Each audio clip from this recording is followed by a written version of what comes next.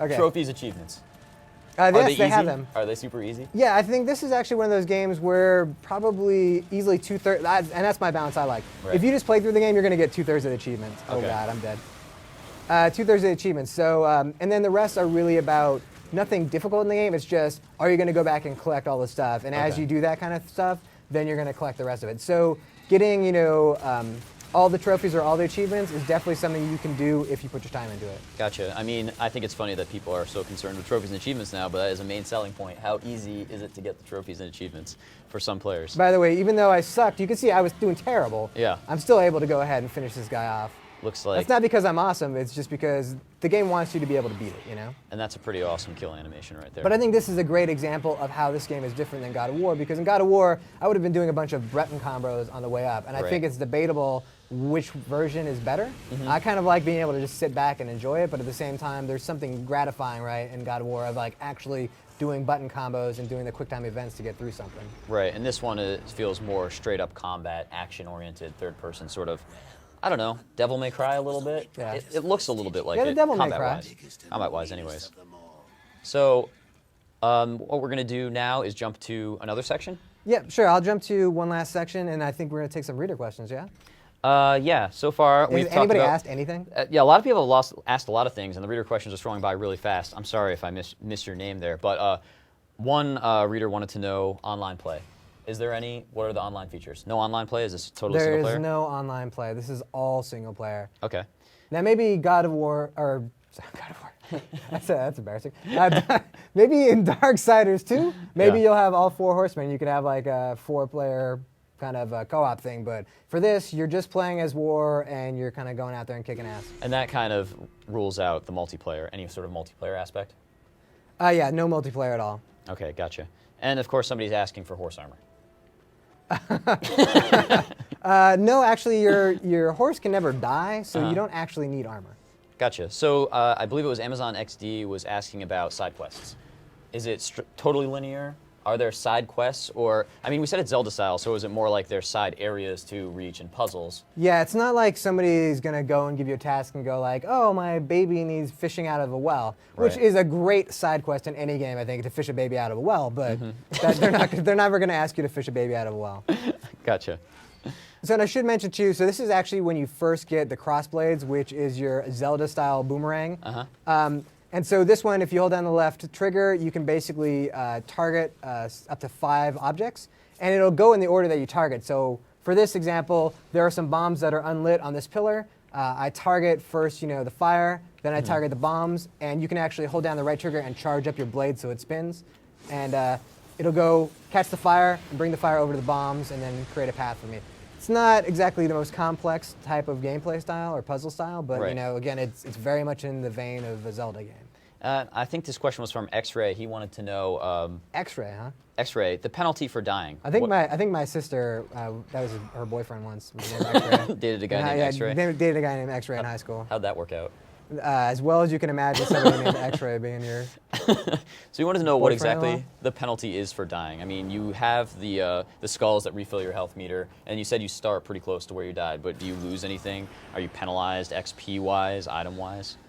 Yeah, you lose a little bit of your. So if I go into the menu here, you will see if you down in the bottom left, it's kind of got like the little screaming soul. That's your Yeah. economy. Gotcha. So you do lose some of that when you die, but it's very minimal. So it doesn't actually try to punish you too much. Obviously, if you die in a boss fight, you're gonna have to redo the boss fight, that kind of stuff. But it's nothing in the game is terribly severe in that way. Gotcha. So one of the questions we're seeing, I'm sorry, the name passed me up again, is when we talk about puzzle elements and going back and side dungeons, side puzzles, is it backtracking?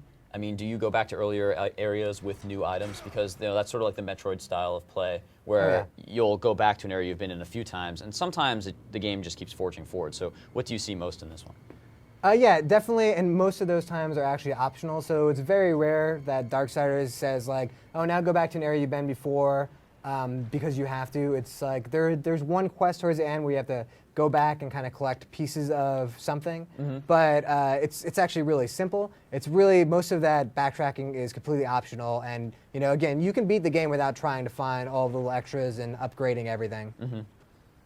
This is a really great area that highlights, I think, the art style. I mean, the game is violent and it's mature, but I just love how colorful it is as well.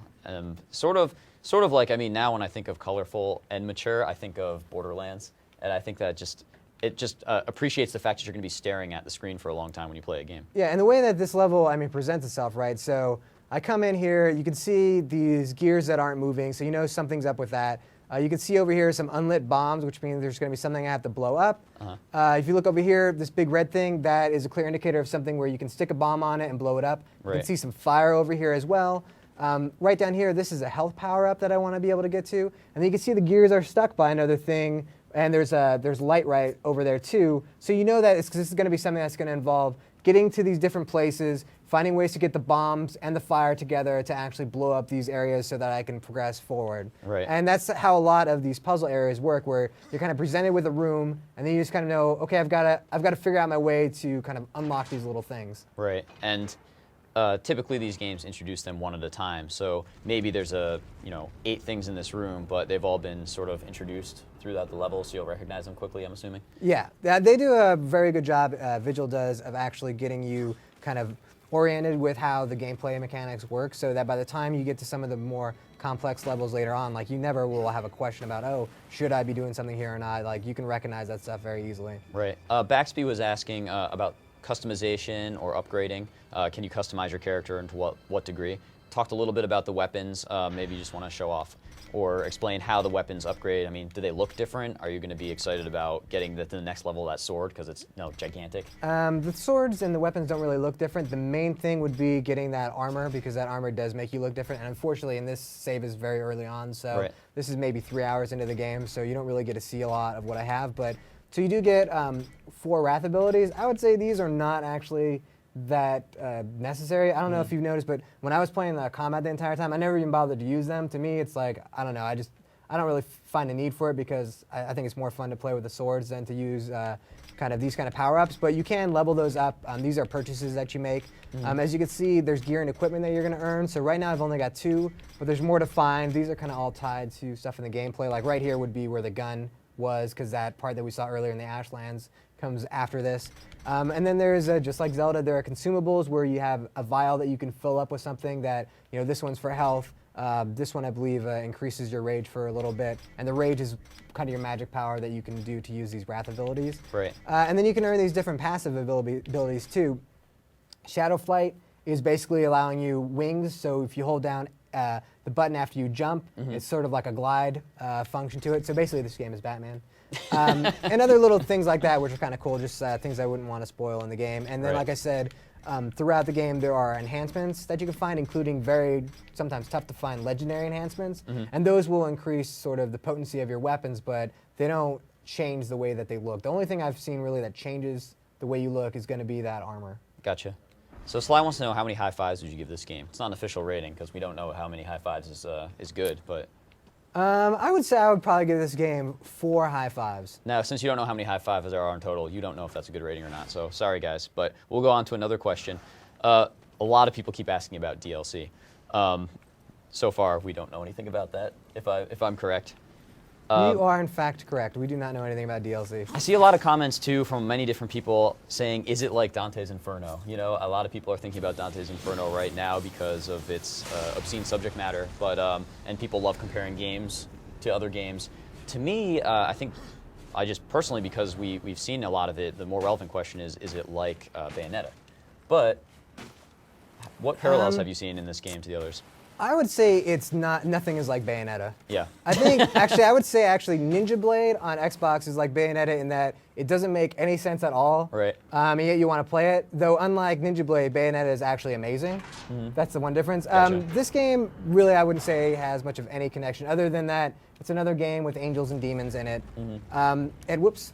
And then I fell to my death. This is when you fall like this, though, they don't actually die. You just lose a little bit of health, and then you go back right on the platform. That's actually really good to know, because if there's one thing I hate is being over-penalized for pressing the jump button by accident and falling into lava. So I'll try. So basically, because I freed up that gear down below, now this thing is turning, which of course is going to allow me to get to one of the opposite ledges that I couldn't get to before. So yeah, you can see like all these little elements of how things kind of slowly tie themselves together, which